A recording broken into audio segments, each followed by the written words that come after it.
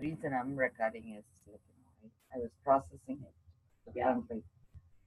I feel my kids I raised in India, they say for the first 7 years, the mothers are very emotionally responsible. And then afterwards, you give them values, but totally, the Ganges who raised the kids, she laid back after 14 years. After 15 years of raising her kids, she let them go. She brought the guy who ruled India. His name is called Bharat. That's why India is called Bharat. She brought him to heavens. She raised him there, and then she let him rule the world. And I feel emotionally the responsibility is off after 14 years. But that doesn't mean I'm calling off being a mother. Right. I fought very hard to instill my values in my kids.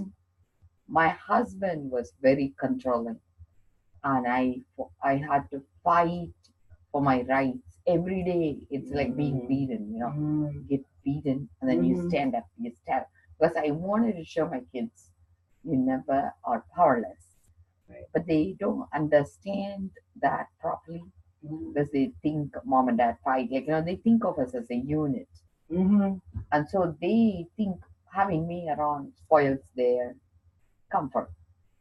And I'm seeing more and more the kids are acting out another way just because my eldest one took a stance that you're a wimp. You don't talk back. You allow your dad. So I'm going to Right. drink. Get Control. meaning I'm going to drink and show you that you are not capable of controlling me. He's doing it another way. Right. The middle one, he actually right now he's very nice. But 3 years ago he looked at me and he says he'll never visit me if he ever leaves home.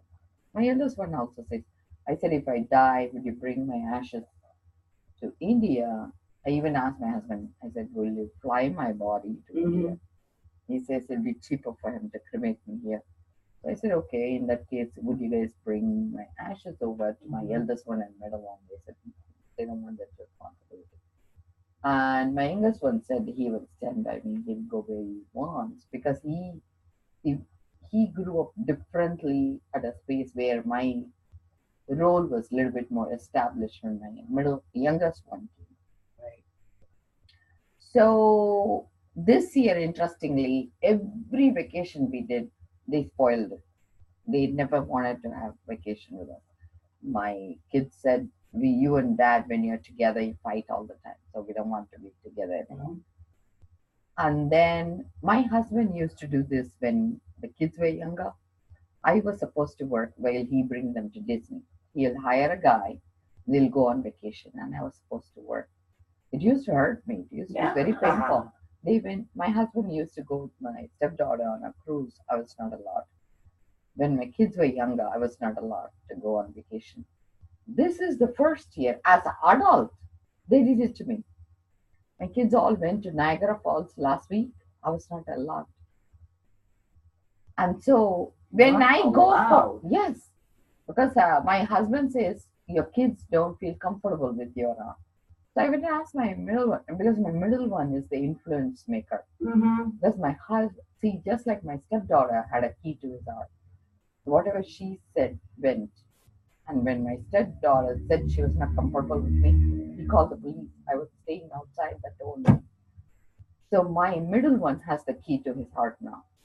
So when my middle one says, whatever he says runs the household, okay?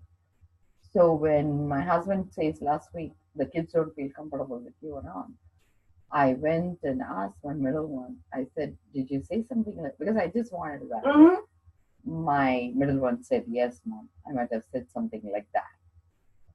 And so I, just to save his face, I asked him, I said, because, you wanted your elder brother to have father-son relationship, and that's why you're doing it. He said, kind of, yes. So my husband, I went for a conference because we are mandated to study. And whenever I go for a conference, they pretend I'm having my vacation. That's the way he doesn't need to feel guilty that I'm not included. So my youngest one was saying to me, Mom, we don't want the vacation. I said to him, I said, you guys have vacation. You guys do everything. This is the first time I really want to go this week, this whole year. This is the first time I want to go. And I'm taking the week off because last time in February I took 2 weeks off. Right. I had to come back to work because they didn't want to go with me.